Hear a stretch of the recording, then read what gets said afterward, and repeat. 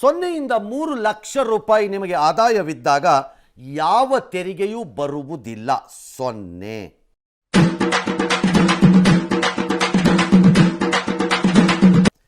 3ರಿಂದ 7 ಲಕ್ಷ ಆದಾಯ ಇರುವುದಾದರೆ 5% ಶೇಕಡ,